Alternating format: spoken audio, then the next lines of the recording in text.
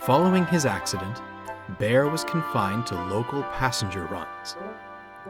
Perhaps a slower pace will remind you to take care, the Fat Controller sternly advised. Yes, sir, sighed Bear solemnly. Cheer up, lad, smiled Donald. At least being mixed traffic means you can still work. Imagine if you were strictly a goods engine. Bear smiled. But from another corner of the shed, Dudley listened with intent. Strictly a goods engine. Gordon was feeling unwell. He struggled valiantly on, not wanting to disappoint the passengers. However, it was clear he needed maintenance. You poor thing, sympathized Dudley. It's most admirable to push yourself to such limits. Certainly wouldn't get that from any diesel. I always longed for a chance at an express run of my own. He gave a heavy sigh. Oh, alas, my class only ever pulled coal trains and other goods. Work is work, mind you, but it would be superb to coast along with coaches. I suppose I'll never get my chance. The other railways certainly wouldn't provide such an opportunity. Lucky you're not on the other railway then, smiled James. Bear and I normally take the express in Gordon's absence, but I'm sure you could have a try. What do you say, Bear? Bear was hoping a good express run would put him back in the Fat Controller's good graces. However, he feared being painted as a villain if he denied Dudley's wish.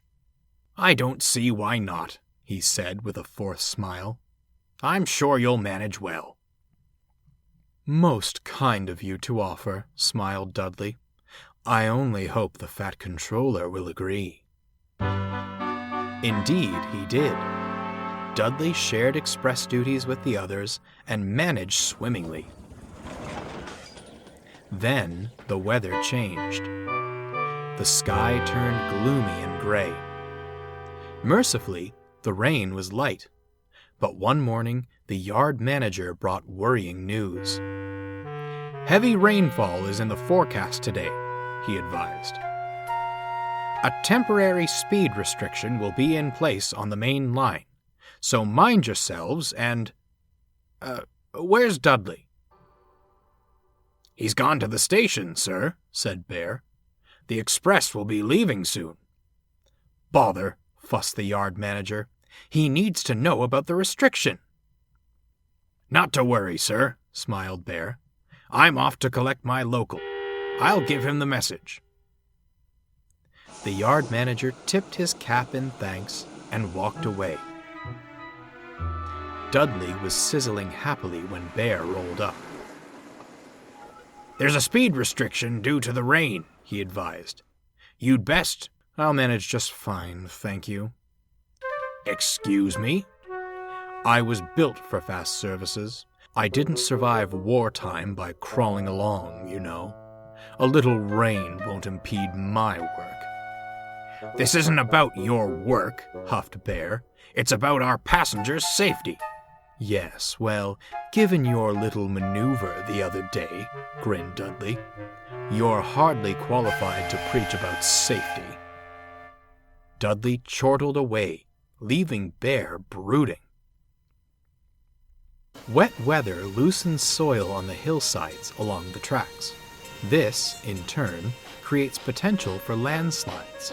Mrs. Kindly had saved Thomas from one many years ago, but the main line wasn't lucky enough to have its own Mrs. Kindly.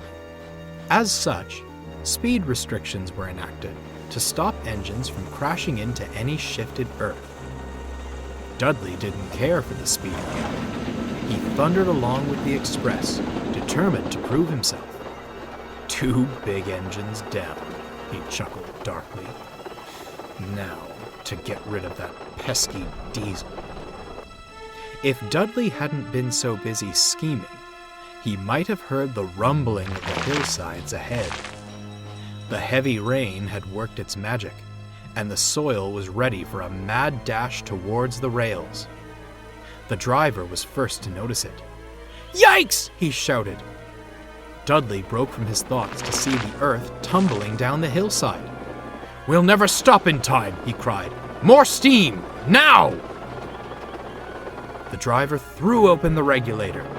Dudley's side rods blurred, and his wheels pounded the rails. "Come on! Come on!" he shouted. He flew past just in time. The earth clattered down behind the last coach, blocking the line and shaking the rails. They were safe. At the station, the passengers flooded the platform and swarmed around the station master. "Your engine is a hero!" they shouted. "He shot off like a cannonball and saved us!" "I'll be sure to tell the fat controller," smiled the station master. Dudley smirked.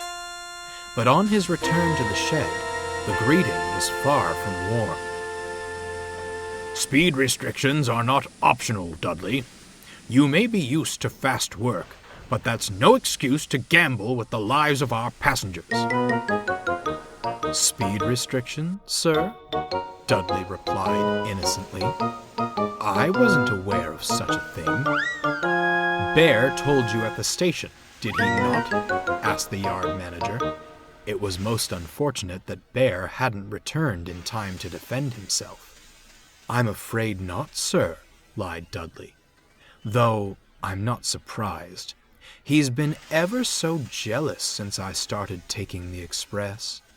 I certainly hope he wasn't planning sabotage." The fat controller looked gravely at Dudley, then back to the yard manager. "We shall investigate this," he said at last. "As you did save the passengers from disaster, I'll forgive this instance of a violation. However, future restrictions are to be followed. Is that clear?" "Crystal, sir," smiled Dudley. When Bear returned, the sheds were in an uproar. "Why are you so threatened by Dudley?" Gordon demanded. "Never thought you'd stoop this low. Henry said you were different from other diesels," snorted James. "But I suppose you deceived him, too." "I didn't," Bear stuttered in disbelief, looking to Dudley to speak the truth. "Such a shame," Dudley said in a low voice. "I'd certainly hoped you were different." Bear was mortified. He felt helpless and wanted more than anything for Henry to return. "Oh, perhaps I don't belong here after all," he sighed, and sadly went to sleep.